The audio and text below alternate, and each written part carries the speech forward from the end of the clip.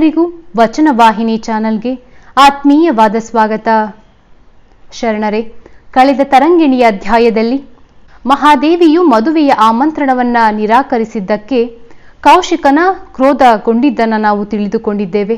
ಹಾಗೂ ಮಹಾದೇವಿ ತಳಮಳ ಕೂಡ ಗೊಂಡಿರ್ತಾಳೆ.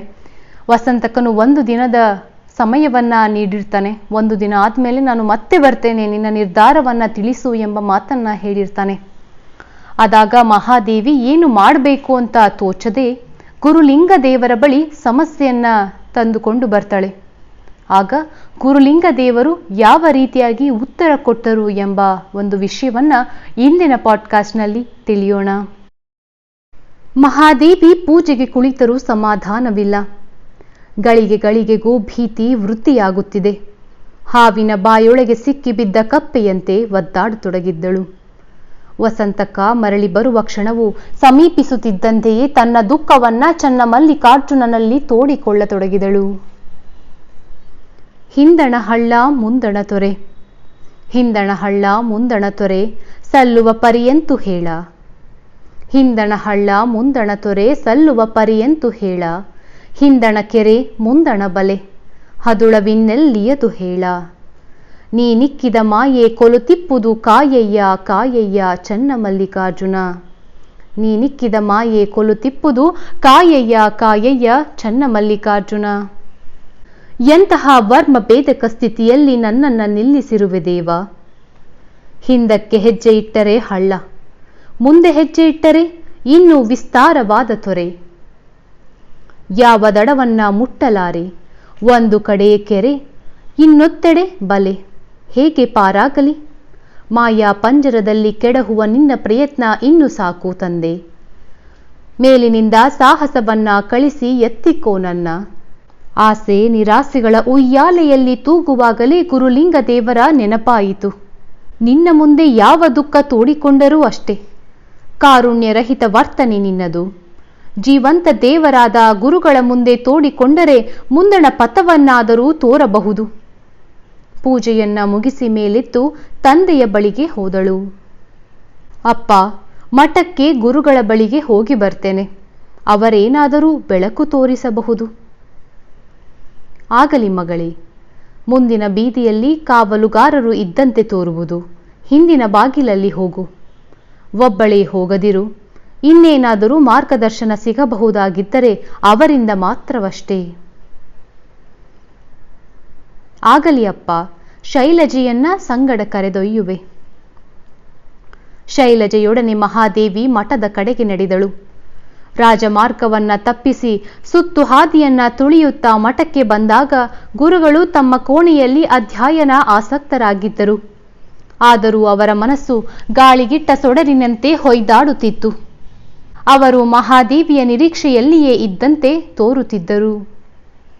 ನಮಸ್ಕರಿಸಿ ಸ್ವಲ್ಪ ದೂರದ ಮುಂದಿಲಿಗೆಯ ಮೇಲೆ ಗೆಳತಿಯರು ಕುಳಿತರು. ಗುರುಗಳೇ, ನಿಮ್ಮಳಿಯನ ಕಾಟ ಸಹಿಸಲಸದಳ. ಅವನಿಗೆ ಹೃದಯ ಸಹ ಇದ್ದಂತೆ ತೋರದು, ಗಂಭೀರವಾಗಿ ಮಹಾದೇವಿ ಹೇಳಿದಳು. ಕರ್ಣಾಕಣಿಯಾಗಿ ಸುದ್ದಿ ಬಂದು ಗುರುಗಳಿಗೆ ಮುಟ್ಟಿದ್ದಿತು. ಆದರೆ ಯಾಕೋ ಅವರಿಗೆ ಸ್ವಲ್ಪ ಅಧೀರತೆ ಸಮನಿಸಿತು ಮಹಾದೇವಿಯ ಮಾತು ಕೇಳಿ. ರಾಜಾಶ್ರಯದ ಆಮಿಷಕ್ಕೊಳಗಾಗಿ ತನ್ನ ಮನವನ್ನಾಗಲೇ ಬದಲಿಸಿ ಬಿಟ್ಟಳೋ ಎಂದು ಕಳವಳಕ್ಕೀಡಾಗಿದ್ದರು. ಯಾರಮ್ಮ ನನ್ನಳಿಯ?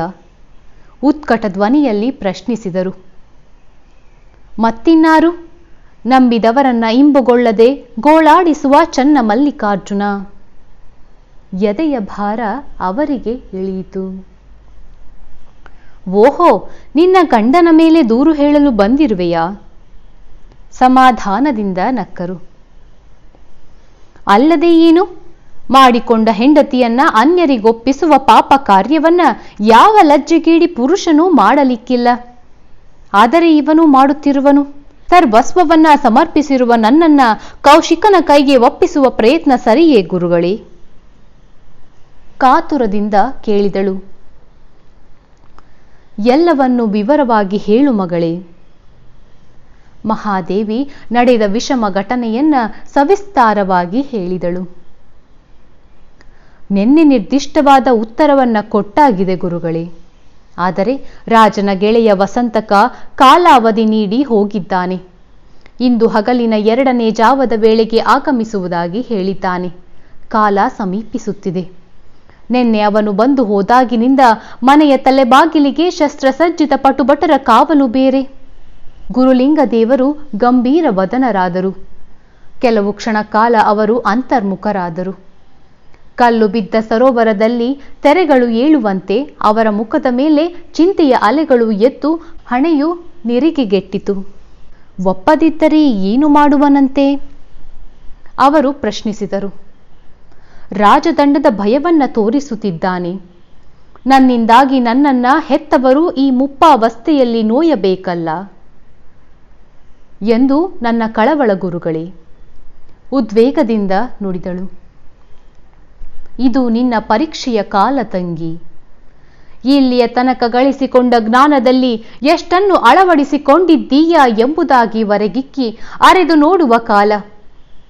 ದೇವನು ಅಕ್ಕಿಯು ಬೆಂದಿದೆಯೇ ಇಲ್ಲವೇ ಎಂದು ಅಗುಳನ್ನ ಹಿಸುಕಿ ನೋಡುತ್ತಿದ್ದಾನೆ.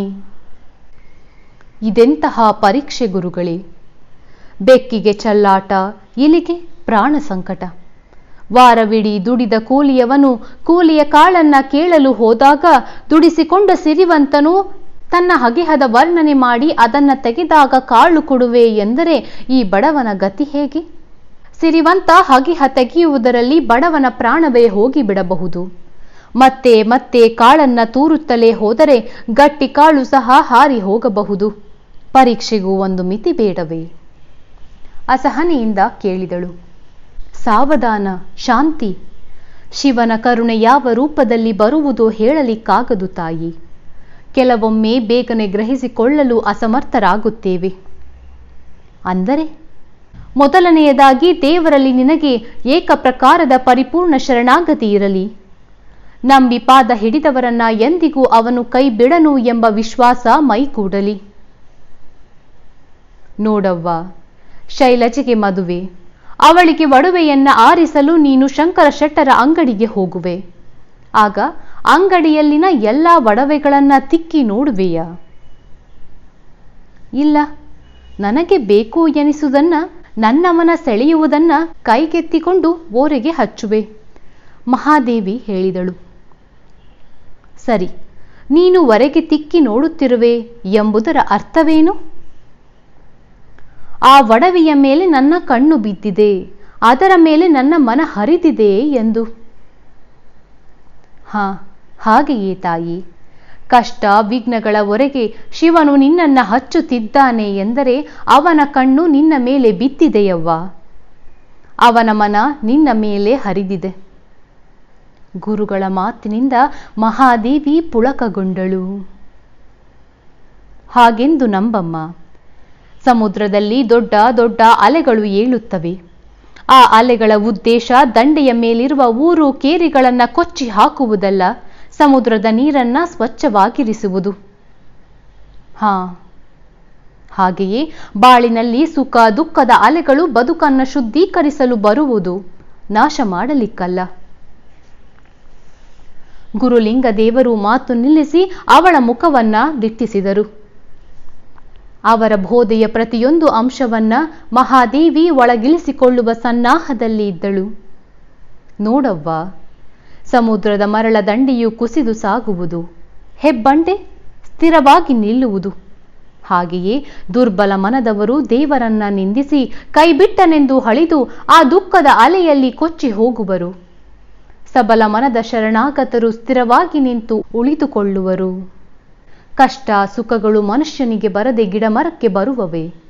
ಬಂದವುಗಳನ್ನ ಸಮರ್ಪಕವಾಗಿ ಎದುರಿಸುವುದೇ ನಿಜವಾದ ಆಧ್ಯಾತ್ಮ.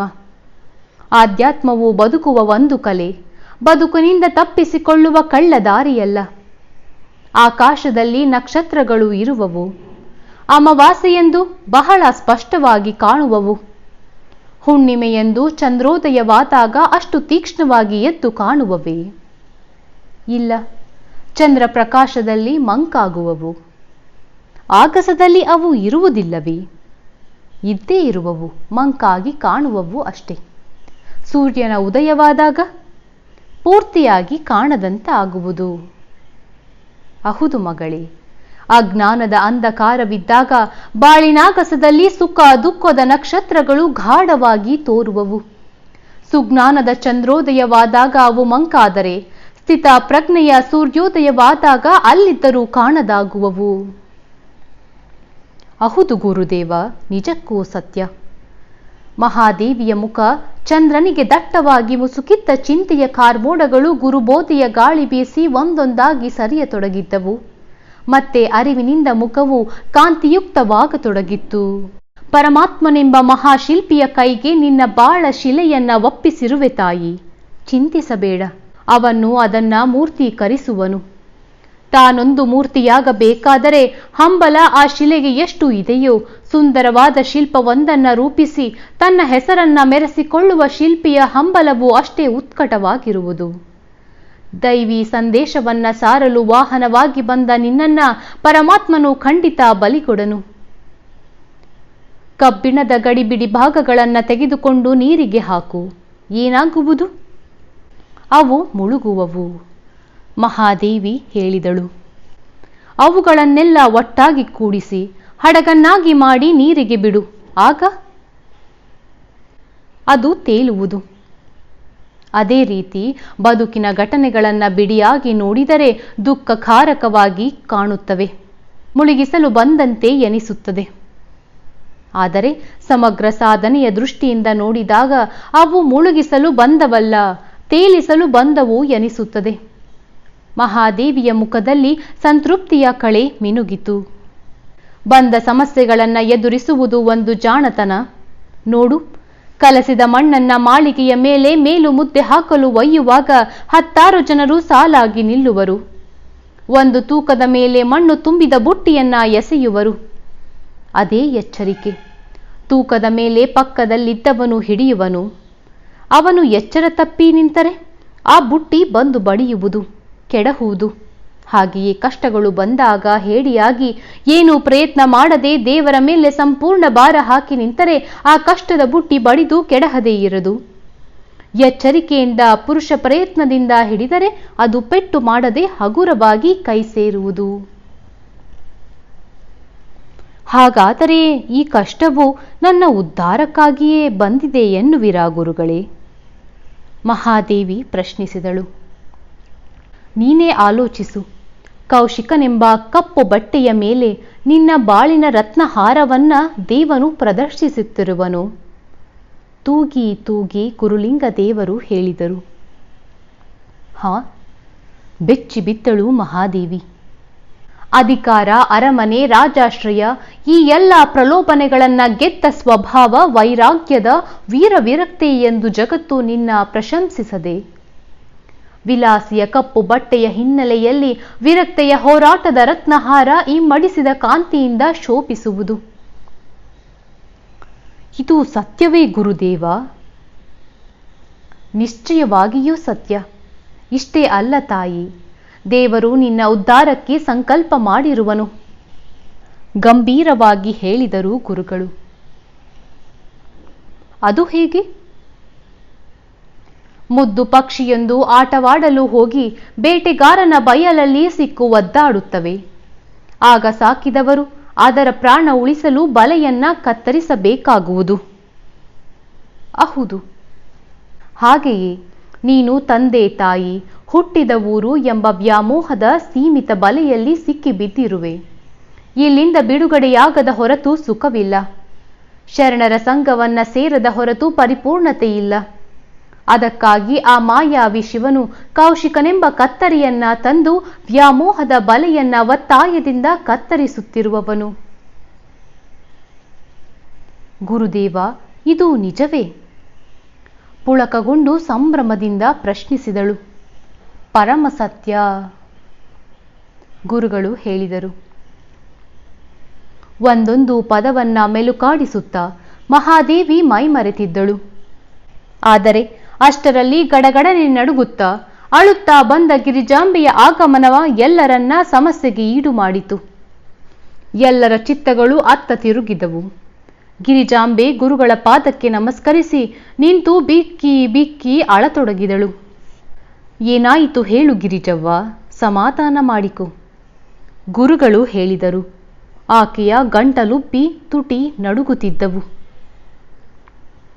ಅವಳಿಂದ ತಿಳಿದುದು ಇಷ್ಟು: ಮಹಾದೇವಿ ಇತ್ತ ಬಂದ ಸ್ವಲ್ಪ ವೇಳೆಯಲ್ಲಿ ತಿಳಿಸಿದ ವೇಳೆಗಿಂತ ಬಲು ಮುಂಚೆಯೇ ರಾಜನ ಗೆಳೆಯ ವಸಂತಕ ಬಂದನು. ಓಂಕಾರ ಶೆಟ್ಟಿ ಯಥಾ ಪ್ರಕಾರ ಒಳಗೆ ಕರೆದು ಕೊಳ್ಳಿರಿಸಿದನು. ನಿಮ್ಮ ನಿರ್ಧಾರ ತಿಳಿಸಿರಿ ಶೆಟ್ಟರೆ. ವಸಂತಕ ಸ್ಪಷ್ಟವಾದ ಬಿಗುವಿನ ಧ್ವನಿಯಲ್ಲಿ ಕೇಳಿದನು. ನೆನ್ನೆಯೇ ತಿಳಿಸಿಯಾಯಿತಲ್ಲ ವಸಂತಕರೇ. ಅಷ್ಟೇ ಗಂಭೀರವಾಗಿ ಓಂಕಾರನು ಉತ್ತರಿಸಿದನು. ಏನು ಬದಲಾವಣೆಯಿಲ್ಲವೇ? ದರ್ಪದಿಂದ ವಸಂತಕ ಕೇಳಿದ. 1 ಅಂಗುಲದಷ್ಟು ಅತ್ತಿತ್ತ ಸರಿದಿಲ್ಲ. ಓಂಕಾರ ಅಷ್ಟೇ ನಿರ್ಧಾರದ ದನಿಯಲ್ಲಿ ಹೇಳಿದ. ಲಿಂಗಮ್ಮ ತಾಯಿ, ನಿಮ್ಮ ನಿರ್ಧಾರವೇನು? ಮಗಳನ್ನ ಧಾರೆ ಎರೆಯಲಾರಿರ? ಪತಿಯ ಅರ್ಧಾಂಗಿನಿ ಸತಿ, ಗರತಿಯಾದವಳು ಗಂಡನ ನಿರ್ಧಾರಕ್ಕೆ ಎದಿರಾಡಲುಂಟೆ? ಅವರು ಕಾಲಿನಲ್ಲಿ ಮುಟ್ಟಿದುದು ನನ್ನ ನೆತ್ತಿಯ ಮೇಲೆ. ನಿಮ್ಮ ಮಗಳಲ್ಲಿ? ಬೆಳಗ್ಗೆ ಹೋದವಳು ಇನ್ನೂ ಬಂದಿಲ್ಲ. ಓಂಕಾರ ಉತ್ತರಿಸಿದ. ಎಲ್ಲಿಗೆ ಹೋಗಿರುವವಳು? ಸದ್ಗುರುಗಳ ದರ್ಶನಕ್ಕೆ ಹೋಗಿರುವಳು. ಸರಿ, ನಂತರ ಆಕೆಯನ್ನ ವಿಚಾರಿಸೋಣ ಎಂದು ಅಧಿಕಾರ ವಾಣಿಯಿಂದ ಹೇಳಿ ವಸಂತಕ ಚಪ್ಪಾಳೆ ತಟ್ಟಿದ. ಕತ್ತಿಯನ್ನು ಒರೆಯಿಂದ ಎಳೆದುಕೊಂಡು ಸೈನಿಕರು ಎದುರು ನಿಂತರು. ರಾಜಾಜ್ಞೆಯ ಉಲ್ಲಂಘನೆಗಾಗಿ ಇವರೆಲ್ಲರನ್ನ ಬಂಧಿಸಿ ಕರೆದೊಯ್ಯಿರಿ. ಕೋಳಗಳನ್ನು ತೊಡಿಸಿ ಬಂಧಿಸುವ ಅವಶ್ಯಕತೆಯಿಲ್ಲ. ನಾವೇ ಮನಪೂರ್ವಕವಾಗಿ ಬರುತ್ತೇವೆ, ನಡೆಯಿರಿ. ಓಂಕಾರ ಶೆಟ್ಟಿ ಹೇಳಿದ. ಮಗಳು ಬಂದ ಬಳಿಕ ಕಣ್ಣಾರೆ ನೋಡಿಯಾದರೂ ಬರುತ್ತೇವೆ, ಲಿಂಗಮ್ಮ ಗೋಗರೆದಳು. ಕಾರಾಗೃಹದಲ್ಲಿ ನೋಡುವಿರಂತೆ. ವಸಂತಕ ದರ್ಪದ ನಗಿನಕ್ಕ. ಲಿಂಗ, ಬಸವ ಧರ್ಮಕ್ಕೆ ಅನುಗುಣವಾಗಿ ವರ್ತನೆ ಇರಲಿ. ಬಸವ ತತ್ವದ ಹುಲಿಯ ಹಾಲು ಕುಡಿದ ನಾವು ಹೇಡಿ ಹುಲ್ಲೆಗಳಲ್ಲ, ಗದರಿಕೆಯ ಧ್ವನಿಯಲ್ಲಿ ಹೇಳಿದ. ಬಂದಿದ್ದ ಮುಚ್ಚಿದ ಅಂದಣವು ದಂಪತಿಗಳಿಬ್ಬರನ್ನ ಪಟುಬಟರ ರಕ್ಷಣೆಯಲ್ಲಿ ಒಯ್ಯಿತು. ಆಗ ವಸಂತಕನು ಮಹಾದೇವಿಯನ್ನ ನಿರೀಕ್ಷಿಸುತ್ತಾ ಮನೆಯಲ್ಲಿ ಕುಳಿತಿರುವನು. ಗಿರಿಜಾಂಬೆ ಹೇಳಿದ ಈ ಸುದ್ದಿಯನ್ನ ಕೇಳಿ ಮಹಾದೇವಿ ತಲ್ಲಣಿಸಿ ಮುಂಗಾಣದೆ ಕುಳಿತಳು. ಗುರುಲಿಂಗದೇವರು ಹೇಳಿದರು. ಗಿರಿಜವ್ವ, ನೀನು ಮುಂದೆ ಹೋಗು. ಮಹಾದೇವಿಯು ಕೆಲವೇ ಕ್ಷಣಗಳಲ್ಲಿ ಬಂದು ಬಿಡುವಳು. ನೀನು ಅಧೀರಳಾಗಬೇಡ. ಎಲ್ಲಿರುವಳೆಂದು ಮಹಾದೇವಿಯ ಬಗ್ಗೆ ಕೇಳಿದರೆ ನೀನು ಹೇಳಲೇಬೇಡ. ಗುರುಲಿಂಗದೇವರು ಕೆಲವು ನಿಮಿಷ ಮೌನವಾಗಿ ಆಲೋಚನಾ ಮಗ್ನರಾದರು. ಗುರುಗಳೇ, ಇಂತಹ ಪ್ರಸಂಗವನ್ನ ನಾನು ಹೇಗೆ ಎದುರಿಸಲಿ? ದಿಕ್ಕು ತೋಚದ ಸ್ಥಿತಿಗೆ ಬಂದಿರುವೆ. ಇಲ್ಲಿಂದ ಹೇಗಾದರೂ ತಲೆಮರೆಸಿಕೊಳ್ಳೋಣವೇ ಎಂದರೆ ಇದು ಸೂಕ್ತ ಪರಿಹಾರವಲ್ಲ ಎನ್ನಿಸುವುದು. ರಾಜಭಟರ ಕಾವಲು ಸೂಕ್ಷ್ಮವಿದೆ. ಅದಕ್ಕಿಂತ ಮಿಗಿಲಾಗಿ ನನ್ನ ಹೆತ್ತವರು ಕಾರಾಗೃಹದಲ್ಲಿ ಮರಣ ಪರ್ಯಂತ ನನ್ನ ಸಲುವಾಗಿ ಕೊಳೆಯಬೇಕಾಗುವುದು. ನನಗೊಂದು ಪರಿಹಾರವನ್ನ ಹೇಳಿರಿ. ದೈನ್ಯತೆಯೇ ಮೂರ್ತಿವೆತ್ತು ಕೇಳಿದಳು. ಶೈಲಜಾ, ಹೊರಗೆ ಯಾರಾದರೂ ಬರುವರೇನು ನೋಡುತ್ತಲಿರು. ಶೈಲಜೆ ಎದ್ದು ಹೋದಳು. ಮಹಾದೇವಿ, ಕಲ್ಯಾಣ ಸಾಧನೆಗೆ ಉಪಾಯವನ್ನ ಮಾಡಬೇಕಾಗುವುದು. ನೀನು ಅರಮನೆಗೆ ಹೋಗುವ ಮನಸ್ಸು ಮಾಡು, ಮೆಲ್ಲನೆ ಅಂದರು. ನಾನೇ? ಸಾಧ್ಯವಿಲ್ಲ, ಅದೊಂದನ್ನ ಹೇಳದಿರಿ. ನಿರ್ಧಾರದಿಂದ ಹೇಳಿದಳು. ದುಡುಕಬೇಡ ಮಗಳೇ. ನೀನೊಬ್ಬಳು ಆದರ್ಶ ವಿರಾಗಿಣಿಯಾಗಿ ಉಳಿಯಬೇಕೆಂಬ ಉತ್ಕಟ ಆಸೆ ನನಗಿಲ್ಲವೇ? ನನ್ನಲ್ಲಿ ವಿಶ್ವಾಸವಿಟ್ಟು ಈ ಮಾತನ್ನ ಕೇಳು. ನೋಡು, ನೀನು ಒಪ್ಪು ಬಿಡು. ನಿನ್ನನ್ನ ಖಂಡಿತ ಅರಮನೆಗೆ ಒಯ್ಯುವರು, ಸಂಪೂರ್ಣ ಬಂಧನದಲ್ಲಿ ಇಡುವರು. ಆಗ ನಿನಗೆ ಯಾವ ಸಾಧನೆಯೂ ಸಾಧ್ಯವಾಗದು. ಒಲಿದಂತೆ ನಟನೆ ಮಾಡಿ ತಂದೆ ತಾಯಿಯರನ್ನ ಬಿಡುಗಡೆ ಮಾಡಿಸಿ ನೀನು ಅರಮನೆಯಲ್ಲಿ ಇರು. ನಾನೊಂದು ವ್ರತವನ್ನ ಕೈಗೊಂಡಿರುವೆ. ಈ ಕಾಲಾವಧಿಯಲ್ಲಿ ಯಾರನ್ನೂ ಕೂಡ ಮುಟ್ಟಿಸಿಕೊಳ್ಳೆನು. 5 ವಾರಗಳ ಈ ವ್ರತ ಮುಗಿದ ಬಳಿಕ ಮದುವೆಯ ಬಗ್ಗೆ ಪ್ರಯತ್ನ. ಲಗ್ನವಾಗಬೇಕಾದರೆ ರಾಜನು ನಮ್ಮ ಧರ್ಮದ ಲಿಂಗ ದೀಕ್ಷೆ ಪಡೆಯಬೇಕು ಮತ್ತು ಈ ವ್ರತದ ಅವಧಿಯಲ್ಲಿ ನನ್ನ ಆಚರಣೆಗೆ ಅಡ್ಡಿ ಬರಬಾರದು. ಒಂದು ವೇಳೆ ಈ ಕಾಲಾವಧಿಯಲ್ಲಿ 3 ತಪ್ಪುಗಳನ್ನು ಮಾಡಿದರೆ ಅಂದು ನನ್ನ ಅರಮನೆಯ ಸಂಬಂಧ ತುಂಡಾಗುವುದು. ಈ ನಿಯಮಗಳನ್ನು ಹಾಕು. ಕಬ್ಬಿಣವನ್ನ ಕಾಯ್ದಾಗಲೇ ಬಡಿಯಬೇಕು. ಕಾಮತಪ್ತನಾದ ಅವನು ಇವಕ್ಕೆಲ್ಲ ಮನ್ನಣೆ ನೀಡುವನು. ಬಿಸಿಲ ಮರೀಚಿಕೆಯಂತೆ ಕೈಗೆ ಸಿಗದೆ ನೀನು ಅಲ್ಲಿರು. ದುರ್ಬಲ ಮನದವನಾದ ಅವನು ಈ ಕಾಲಾವಧಿಯಲ್ಲಿ 3 ತಪ್ಪು ಮಾಡದೇ ಇರನು. ಅವನ್ನ ನೆನಪಾಗಿ ಮಾಡಿ ಒಂದು ದಿನ ಪಾರಾಗಬಹುದು, ಬೇರೆ ಉಪಾಯವೇ ಇಲ್ಲ. ಗುರುಲಿಂಗದೇವರು ವಿಸ್ತಾರವಾಗಿ ಹೇಳಿದರು. ಇದು ಬಹಳ ಕಷ್ಟ ಸಾಧ್ಯ. ನಿಮ್ಮ ತಂದೆ ತಾಯಿಗಳ ಬಿಡುಗಡೆ, ನಿನ್ನ ಉದ್ದೇಶ ಸಾಧನೆ, ಅವನ ಭ್ರಮ ನಿರಸನ ಎಲ್ಲವೂ ಆಗುತ್ತದೆ. ಆಗ ಮಹಾದೇವಿ ಹೇಳ್ತಾಳೆ, ಕತ್ತಿಯ ಮೊನೆಯ ಮೇಲೆ ನಡೆದಷ್ಟು ಕಷ್ಟತಮ. ಎಂಥದ್ದೇ ಪ್ರಸಂಗದಲ್ಲಿ ಅಧೀರಳಾಗಬೇಡ ನೋಡು. ಆಡನ್ನಾದರೆ ಬಲಿಗೊಡುವರು, ಹುಲಿಯನ್ನ ಬಲಿಗೊಡರು. ದಿಟ್ಟತನಕ್ಕಿಂತ ಆತ್ಮರಕ್ಷಣೆಯ ಆಯುಧ ಬೇರಾವುದೂ ಇಲ್ಲ. ಅವನ ಪಾಲಿಗೆ ಬಿಸಿ ತುಪ್ಪದಂತೆ ನೀನಾಗಬೇಕು. ವಿಘ್ನಗಳಿಗೆ ನೀನು ಹೆದರಬೇಡ ಮಗಳೇ. ಉತ್ತುಂಗ ವ್ಯಕ್ತಿತ್ವ ಗಳಿಕೆಗೊಂದೇ ನಿನ್ನ ಗುರಿಯಾಗಲಿ. ಹುಲ್ಲೆಯಾದರೆ ನಾಯಿಗಳು ಕಚ್ಚುತ್ತವೆ, ಆನೆಯಾದರೆ ತಮ್ಮ ಪಾಡಿಗೆ ತಾವು ಬೊಗಳುತ್ತಾ ಮೊಗ್ಗುಲಲ್ಲಿ ಬರುತ್ತಿದ್ದರೂ ಅದನ್ನ ಕಚ್ಚುವ ಸಾಹಸ ಮಾಡಲಾರವು. ಹಾಗೆಯೇ ವಿಘ್ನಗಳು ಸಹ. ಸಾಧಕನು ಸಾಮಾನ್ಯ ವ್ಯಕ್ತಿತ್ವದವನಾಗಿದ್ದರೆ ಖಂಡಿತವಾಗಿಯೂ ಅವನನ್ನ ಮುತ್ತಿ ಸತ್ವಹೀನವನ್ನಾಗಿ ಮಾಡುತ್ತವೆ. ಅವನ ಬದುಕು ಉನ್ನತವಾದರೆ ಆಗಾಗ ಬಂದು ಹೆದರಿಸುವಂತೆ ಮಾಡಿದರೂ ಘಾಸಿ ಮಾಡಲಾರವು. ಕಡೆಗೂ ಸಾಧಕರು ಧೀರರಾಗಿ ಮುಂದುವರಿಯುತ್ತಲೇ ಇದ್ದರೆ ಇವು ದಣಿದು ತಾವೇ ಸೋತು ಹಿಂದಕ್ಕೆ ಹೋಗುವವು. ಆದರೆ ಗುರುಗಳೇ, ಅರಮನೆಯ ವಿಲಾಸದ ವಾತಾವರಣ, ರಾಜನ ಕಾಮದೃಷ್ಟಿ ನನ್ನನ್ನ ಏನು ಮಾಡುವುದೋ? ಮೆಲ್ಲನೆ ಕಂಪಿಸಿದಳು. ಮಹಾದೇವಿಯ ಕಣ್ಣಂಚಿನಲ್ಲಿ ನೀರು ತುಂಬಿತ್ತು. ಮಗಳೇ, ಆ ಅಧೈರ್ಯ ಎಂದೆಂದಿಗೂ ನಿನ್ನ ಹೃದಯದಲ್ಲಿ ಸುಳಿಯದಿರಲಿ. ಬಣವೇ ಎಷ್ಟು ದೊಡ್ಡರಾದರೇನಂತೆ, ಉರಿಯ ಒಂದು ಕಿಡಿ ಅದನ್ನು ದಹಿಸುವುದು. ತಾಮಸ ಶಕ್ತಿ ಎಷ್ಟಿದ್ದರೇನು, ಸಾತ್ವಿಕ ಶಕ್ತಿಯನ್ನ ಸೋಲಿಸಬಹುದೇ? ಕತ್ತಲೆ ಎಷ್ಟು ಗಾಢವಿದ್ದರೇನು, ಕಿರು ಹಣತೆಯೊಂದೇ ಸಾಕು ಅದನ್ನ ಓಡಿಸಲಿಕ್ಕೆ. ಮನಸ್ಸಿನಲ್ಲಿ ಮಾತ್ರ ಧೀರತೆಗೆ, ದುರ್ಬಲತೆಗೆ ಎಡೆಗೊಡಬೇಡ. ಅಂತರಂಗದ ಅಂಜಿಕೆಯನ್ನ ಬಹಿರಂಗದಲ್ಲಿ ತೋರಿಸಬೇಡ. ನಿನ್ನ ಪತಿವ್ರತೆಯ ಪರಂಜ್ಯೋತಿಯ ಮುಂದೆ ಆ ಕಾಮದ ದೀಪ ಹುಳುವಿನಾಟ ಏನು ನಡೆದೀತು? ಮಳೆಯಾಗುವಾಗ ಸ್ವಲ್ಪವೇ ಮಳೆಯಾದರೆ ಒಣಗಿ ನಿಂತ ಕಸಕಡ್ಡಿಯೆಲ್ಲ ಕೊಳೆತು ವಿಪರೀತ ವಾಸನೆ ಬರುವುದು.